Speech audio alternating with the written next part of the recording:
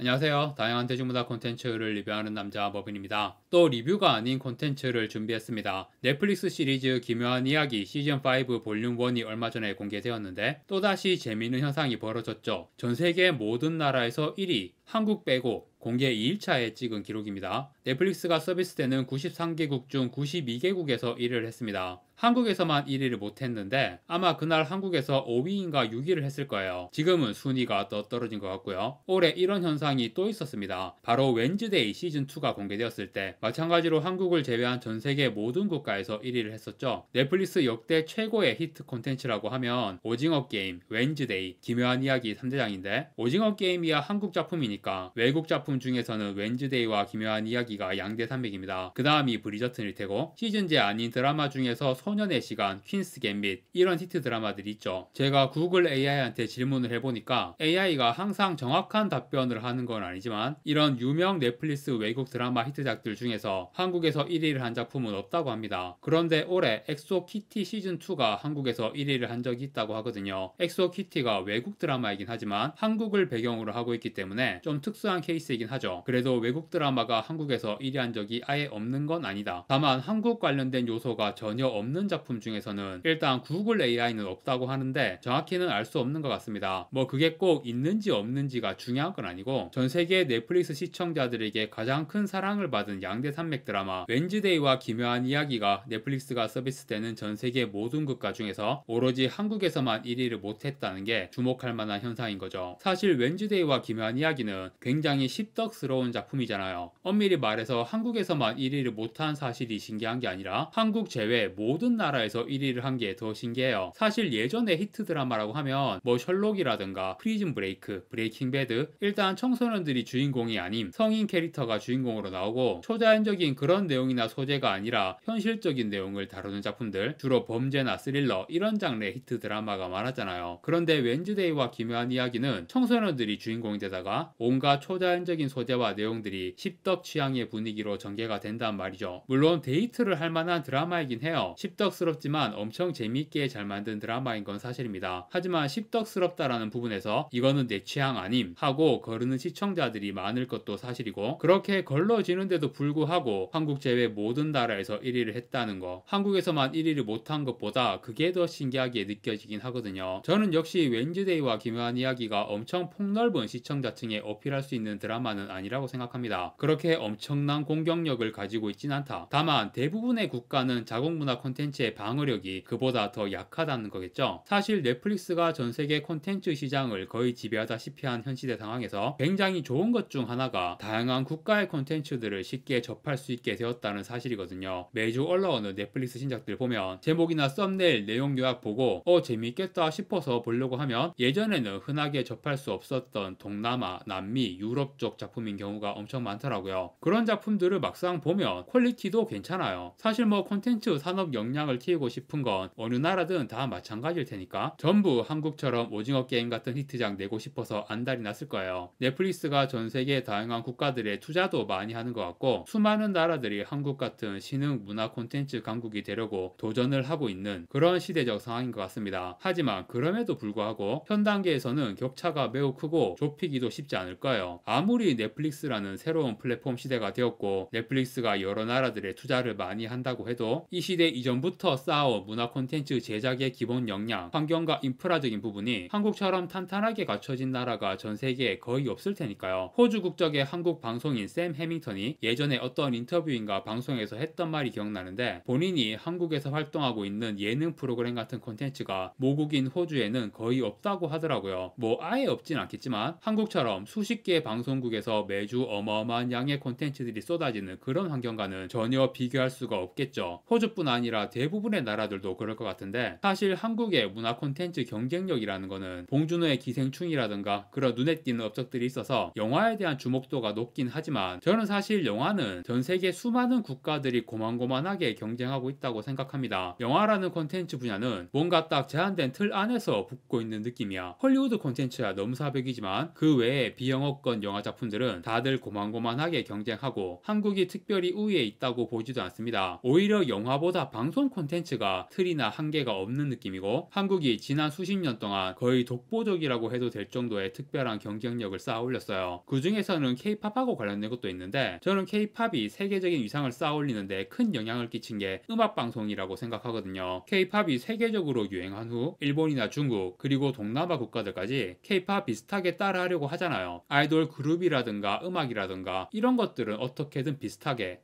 비슷한 느낌 정도는 나게 만들 수 있겠지만 한국의 음악 방송 환경을 따라하는 거는 가능한 나라가 거의 없는 것 같아요. 미국도 안 될 거야. 왜냐하면 이거는 자본이라든가 기술, 시스템 역량뿐 아니고 전체적으로 이 업계가 돌아가는 문화적인 측면의 특수성이 강하기 때문에 방송국과 기획사 사이의 관계에 대한 문화, 음악방송 PD 및 제작진과 출연 가수 사이의 관계에 대한 문화, 이렇게 업계 관계자들 사이에서 암묵적으로 구축되어 있는 방송 제작과 협업의 문화 자체를 다른 나라에서 카피해가는 건 그냥 불가능한 일이다. 이 업계의 종사자들이 물론 요즘은 외국 출신도 많긴 할 테지만 그래도 대부분 한국에서 태어나고 자라서 그렇게 쌓아진 정서적 기반으로 만들어낸 특수한 환경이고 문화이기 때문에 다른 나라에서 따라하고 싶어도 따라할 수가 없는 독보적인 경쟁력의 확립이라고 볼 수 있죠. 그런데 음악 방송이야 그렇다 쳐도 넷플릭스 순위를 방어하는 건 드라마와 예능인데 사실 외국인들이 한국 드라마를 좋아하는 건 저는 개인적으로 좀 신기하긴 합니다. 초기에 한류 히트 드라마 대표작이 겨울연가잖아요. 사실 겨울연가 같은 내용의 드라마는 한국에서는 늘 당연하게 만들어 온 내용인 것 같고 이런 내용은 뭔가 참신하거나 심오하거나 대단한 그런 게 없으면서도 그냥 재미있게 보게 되잖아요. 인간이 가지고 있는 가장 원초적인 감정을 너무 당연하게 자극하는 내용, 다른 방향으로 자극하는 거는 아내의 유혹 같은 막장극. 저는 예전에 아내의 유혹을 볼 때도 보면서 내용이 너무 어이가 없는데도 매일 그 드라마 방영 시간을 기다리게 되는 가장 원초적인 중독성이라고 해야 하나? 한국 드라마는 그런 게 있는 것 같습니다. 사실 오징어 게임도 소재 자체는 특이하고 비현실적인데 그 안에 원초적인 감정을 자극하는 내용으로 채워져 있고 넷플릭스 오리지널 콘텐츠는 아니지만 한국 방송국 드라마 중에 넷플릭스를 통해 전 세계 시청자들과 만나는 작품들이 많죠. 그 중에서 특히 히트한 드라마가 사내 맞선이거든요. 이런 한국식 로코 드라마도 굉장히 중독성이 있고 한국식 로코의 마니아층이 해외에서 점점 많아지고 있다고 합니다. 지금도 SBS 드라마 키스는 괜히 해서 이 작품이 월드 페트롤 순위 상위권에 올라 있거든요. 이런 드라마도 그렇고 예능도 정말 대단한데 복면가왕이라는 우리나라 예능이 전 세계 수십 개국에서 우리나라의 로열티를 지불하고 제작이 되었거든요. 그리고 예전에 무한도전에 스테판 커리가 게스트로 왔을 때 그 방송을 미국의 어떤 프로그램에서 보여주면서 이런 거 너무 재밌다. 우리는 왜 이런 거 안 하냐. 미국 방송 진행자들이 막 그렇게 반응을 하더라고요. 그리고 최근에 나온 넷플릭스 예능 피지컬 아시아 참가 국가들에서 화제가 되었다고 하죠. 특히 몽골에서 반응이 굉장히 뜨거웠다고 하는데 K-팝과 마찬가지로 예능도 한국이 뭔가 독보적인 제작 역량을 가지고 있는 것 같아요. 특히 아이디어 측면에서 두드러지는 강점을 보이는 것 같고요. 한국의 콘텐츠들은 뭔가 원초적인 감정을 자극하는 데 능하고 기본적으로 한국인들이 늘 이런 콘텐츠들을 목말라 하는 것 같아. 그게 무조건 좋은 얘기는 아니죠. 사실 한국이라고 하면 OECD 자살률 1위 국가, 정말 치열한 경쟁 속에 다들 지쳐있고 우울한 현실을 잊게 해주는 도파민을 늘 갈망하는 게 한국인들의 일반적인 정서인 것 같거든요. 한국의 문화 콘텐츠는 국가가 허용한 마약 같다는 생각도 들어요. 작품의 개별적인 특성도 그렇지만 매일매일 어마어마하게 쏟아지는 콘텐츠의 양을 생각해보면 우울한 현실 속에서 허우적거리는 한국인들의 갈망을 채워주기 위해서 그렇게 콘텐츠들이 매일 쏟아지는 거라는 생각밖에 안 들어요. 그리고 이제 다른 나라들도 자살률은 모르겠지만 출산율은 다들 한국을 따라오고 있지 않습니까? 전 세계 모든 나라가 한국처럼 우울한 나라가 되어가고 있는 거예요. 그래서 우울함을 잊게 해주는 도파민 같은 한국 콘텐츠에 외국 시청자들도 중독이 되어가고 있다. 그러니까 이렇게 이면을 들여다보면 점점 세상이 힘들어지고 있다는 증거이긴 하지만 어쨌든 한국 콘텐츠에 대한 세계적인 수요는 계속 증가할 거라고 예상됩니다. 웬즈데이나 기묘한 이야기 같은 전 세계 히트 드라마가 모든 나라에서 1위를 했는데 한국만 1위를 못하는 거, 그만큼 우리의 자국 콘텐츠가 양과 질면에서 어마어마한 방어력을 구축하고 있다는 방증이죠. 그야말로 철옹성. 심지어 한국인들이 딱히 문화 세국적인 성향이 있는 것도 아니거든요. 저런 해외 히트작이 전 세계에서 유일하게 한국만 1위가 아니라고 해서 한국은 문화 세국적이다 혹은 갈라파고스다 이렇게 진단할 상황은 전혀 아닙니다. 한국은 결코 세국적이지 않고 해외 작품을 잘 받아들이고 있으며 심지어 충분히 십덕 신화적인 국민 정서라고까지 생각하거든요. 사실 문화 콘텐츠 강국으로서 한국의 가장 큰 약점 분야가 애니메이션이잖아요. 한국의 음악방송이나 드라마, 예능 이런 콘텐츠들을 다른 나라에서 따라하지 못하는 것처럼 한국도 애니메이션 강국인 일본을 따라가려고 하려고 해도 쉽지 않은 거예요. 국산 애니메이션 현실이 열악해서 어쩔 수 없이 일본 애니메이션을 많이 볼 수밖에 없고 귀멸의 칼날 흥행이 560만 명 찍어버리는 상황이란 말이죠. 특히 올해 극장가에서 한국 영화들이 아주 박살이 나고 있는데 지금 귀멸의 칼날이 연간 흥행 1위, 그런데 주토피아2와 아바타3가 위로 올라갈 가능성이 높습니다. 그러면 연간 흥행 탑3가 전부 외화가 되는 거죠. 한국에서 박스오피스 집계 역사상 이런 경우가 있었나? 연간 탑3 안에 한국 영화가 한 편도 없는 거, 박스오피스 연간 순위 탑3 안에 한국 영화가 하나도 없게 될 상황인데 전혀 문화 세국적인 나라의 상황이 아니죠. 물론 영화는 제가 앞에서 말했듯이 극장이라는 환경도 그렇고 뭔가 제한된 틀 안에 갇힌 느낌이라서 콘텐츠의 경쟁력이라는 게 각 나라가 다들 고만고만한 느낌이에요. 애니메이션은 좀 다르긴 하지만 아무튼 넷플릭스 순위에서도 영화 순위는 1위에 외국 작품이 오르는 경우가 자주 있습니다. 하지만 영화와 달리 드라마, 예능 이런 TV 프로그램 쪽은 정말 차원이 다른 견고한 자국 콘텐츠의 방어벽이 구축되어 있다. 그래서 한국인들이 외국 작품들에 충분히 열려 있음에도 불구하고 넷플릭스 순위를 뚫기가 정말 쉽지 않은 것처럼 느껴지네요. 하지만 넷플릭스 히트작을 대표하는 웬즈데이와 기묘한 이야기라는 작품 자체가 처음에 말했듯이 너무 십덕 취향이라서 스스로 발목 잡는 부분도 확실히 있는 거고, 올해 사실 해외 작품 중에서 한국 1위를 가장 아깝게 못한 작품이라고 하면 소년의 시간이거든요. 제가 기억하기로 이 작품이 폭삭 소가수다 때문에 1위를 못했어요. 폭삭 소가수다는 올해 나온 넷플릭스 한국 콘텐츠 중에서 최고의 작품이니까 대진운이 너무 나빴죠. 그리고 예전에 한국에서 인기 많았던 해외 드라마 프리즌 브레이크나 셜록 이런 스타일의 히트작이 나오면 한국에서도 충분히 1위 할 가능성이 있다고 봅니다. 한국인들이 문화 세국적인 성향이 있다고 보긴 힘드니까 언젠가는 한국을 포함해서 전 세계 모든 국가에서 1위를 하는 작품이 나올 거라고 생각해요. 물론 오징어 게임이 전 세계 모든 국가에서 1위 한 적이 있지만 해외 작품 중에서도 언젠가는 나오겠죠. 그런데 웬즈데이, 기묘한 이야기, 브리저튼 3대작 말고 새로운 히트 시리즈가 나와야 하는데 그런 새로운 히트 시리즈의 등장은 조금은 지지부진한 감이 있습니다. 기존 3대장 중에서는 기묘한 이야기는 이제 끝이고 브리저튼 다음 시즌이 한국계 배우가 여주인공이에요. 호주 교포 하예린. 그래서 이전 시즌들보다는 한국에서 반응이 있지 않을까 싶습니다. 그리고 3대장 중에서 웬즈데이가 그나마 한국에서 제일 인기 있는 것 같거든요. 웬즈데이 시즌2가 한국에서 2위까지 갔던 걸로 기억하는데 그러면 시즌3가 1위 할 가능성도 충분히 있다고 봅니다. 저도 3대장 중에서 웬즈데이를 제일 좋아하기 때문에 웬즈데이가 한국에서 1위 하는 모습을 꼭 보고 싶네요. 이번 영상에서 세계적인 히트 드라마 웬즈데이와 기묘한 이야기가 한국에서만 1위를 못한 현상에 대해서 얘기해보았는데요. 한국의 자국 콘텐츠 방어력이 워낙 강하고 웬즈데이와 기묘한 이야기가 십덕스러운 작품이라는 약점이 있다는 것, 그 두 가지가 핵심 이유인 것 같고요. 다만 한국인들이 해외 작품들에 대해 세국적인 성향을 가진 건 아니라고 생각하고 어느 정도 십덕 친화적인 성향도 있다고 보기 때문에 앞으로 해외 작품들, 특히 웬즈데이 같은 십덕스러운 작품이라도 한국에서 1위 할 가능성은 충분히 있다. 저는 그렇게 결론을 내리도록 하겠습니다. 이번 영상 여기까지 하고 마무리하겠습니다. 구독과 좋아요 부탁드립니다. 시청해주셔서 감사합니다.